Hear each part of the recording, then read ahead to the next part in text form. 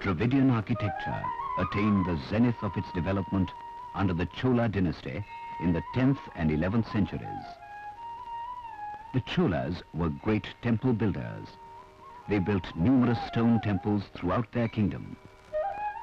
Till the end of the 10th century, the buildings were not very large.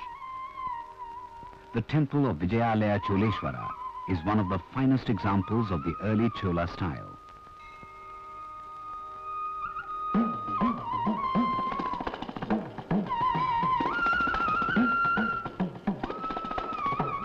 It has the unusual arrangement of a circular shrine within a square prakara. Above them rises the Vimana, the sanctuary tower, in 4 diminishing stories. Around the main temple are 7 sub-shrines, built of stone and resembling the main temple in essential features. This arrangement was typical of the early Chola period.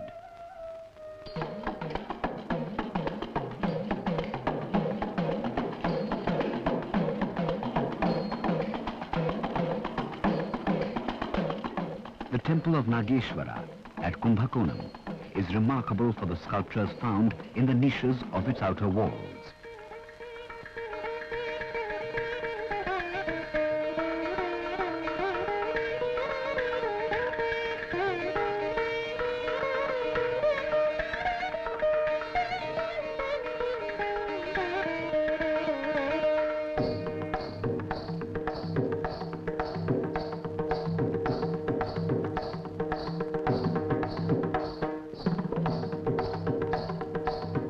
The figures are tall, slender and pleasing.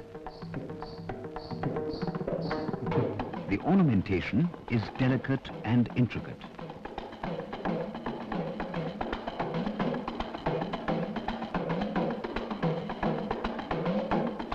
The temple of Koringanatha represents the next stage of evolution in Chola architecture.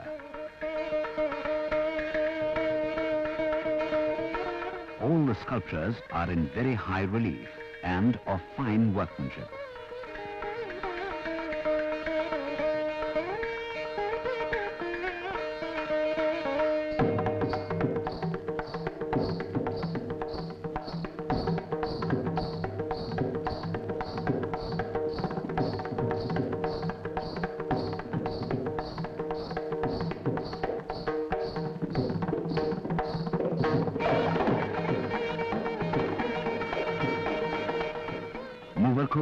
Is another early Chola temple complex, notable for the novelty of its architecture. Of the 3 Vimanas, forming the central shrines amidst a group of sub-shrines, only the central and southern ones have survived.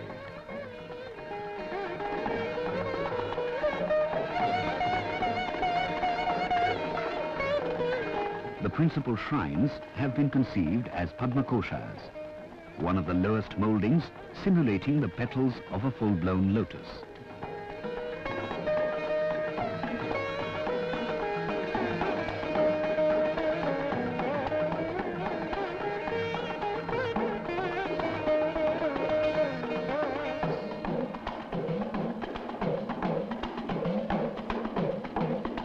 Among the sculptures on the walls of the Vimana are several forms of Shiva.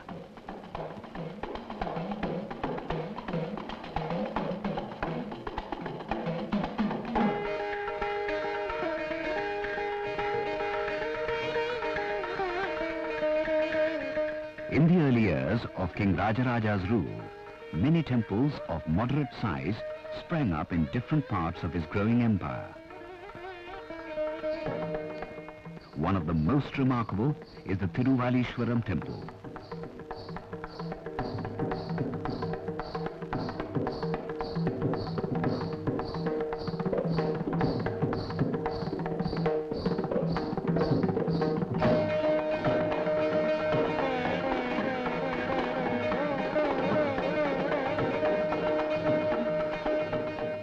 These sculptures are of great interest for the iconography of the period.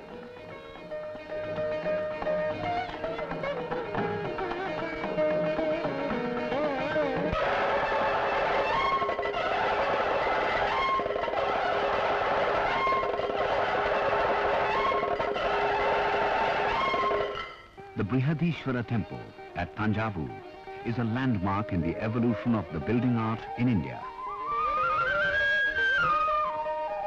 It is the largest, the highest and the most ambitious production of its kind hitherto undertaken by Indian builders. Built by Nataraja in 1010 AD, this masterpiece in temple architecture also marks the zenith of evolution of the Vimana, measuring more than 200 feet in height.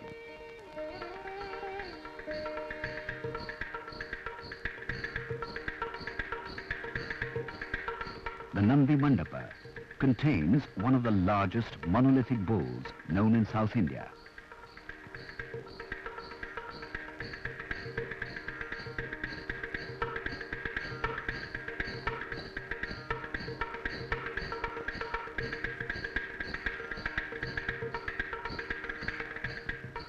The whole temple, from the heavily molded parts of its high basement to its finial, is a magnificent example of solidity combined with proportion and grace of form. The temple of Gangaikonda Cholapuram, the creation of Rajaraja's son Rajendra, evidently meant to excel its predecessor in every way. Erected about 1030 AD, in much the same style as Thanjavur.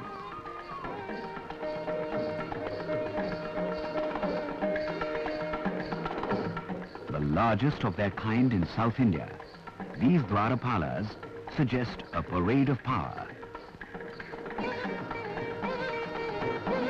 The ornate style of the sculptures marks an emphasis on the Gandhara aspect, as King Rajendra took special pride in bringing Ganges water to his capital as tribute from the kings of the north whom he had defeated in battles.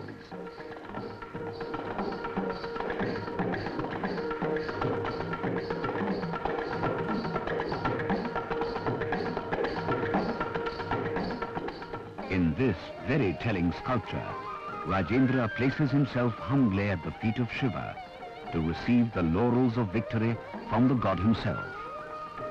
This sculpture is a great masterpiece of the Chola art.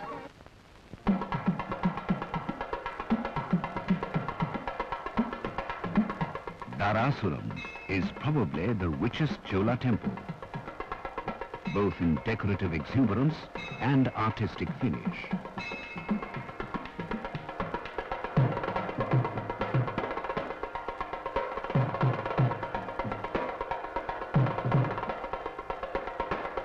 Here, there are excellent sculptures, both miniatures and large ones, to illustrate the late phase of Chola art.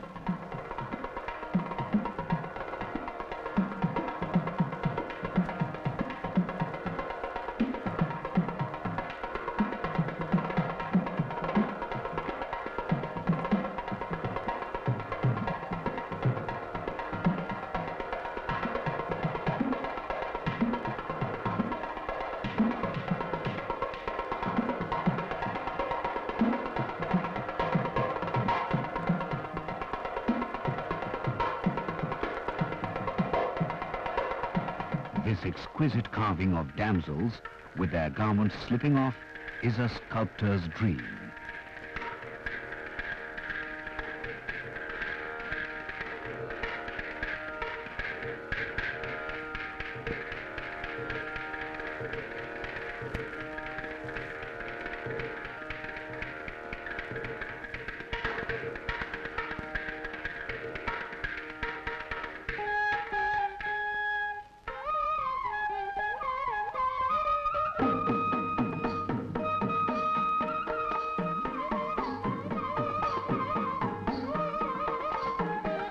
The temple is pervaded with a wonderful suggestive note of Nitya Vinoda, eternal dance and music.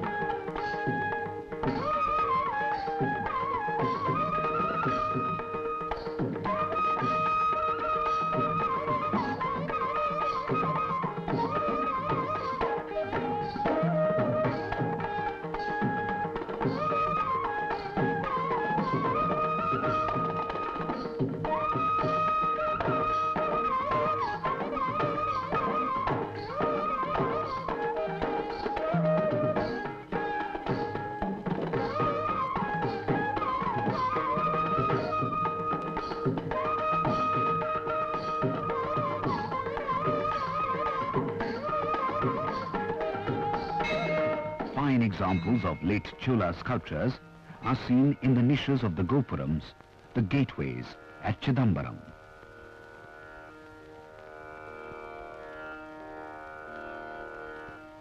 These dance panels from the gopurams at Chidambaram illustrate the dance modes described by Bharata in the Natya Shastra. Here is a clear impression of dance during the heyday of art in the Chola period.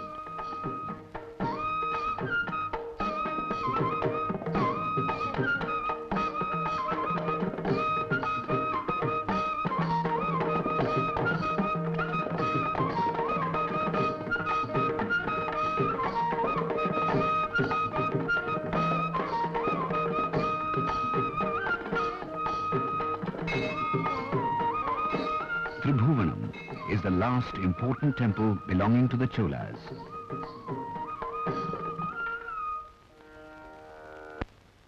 The dark interior passage around the sanctum of the Brihadesvara temple is the repository of the most comprehensive set of Chola murals, discovered in 1930. The legend of Sundaramurti is among the themes depicted.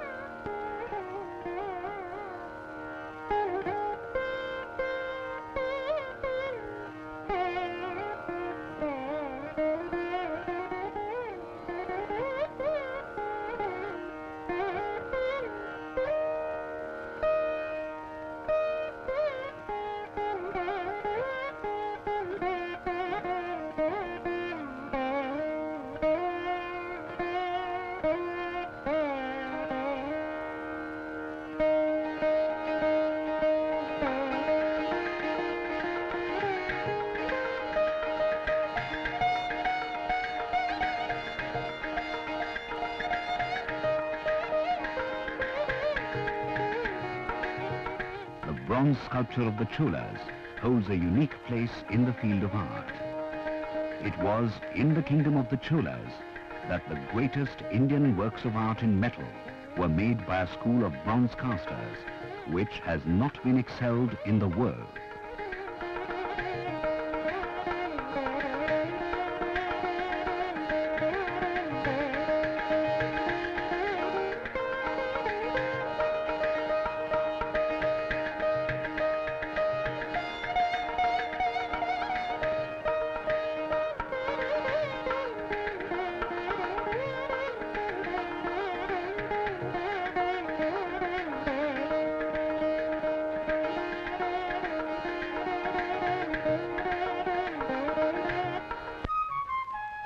One of the most important and famous of all Hindu icons, the great image of Nataraja in the cosmic dance, is intimately associated with Chola bronzes.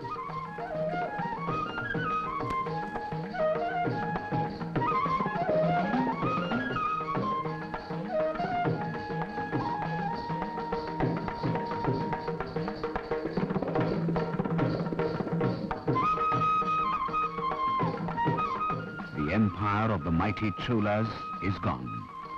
The art they created lives on.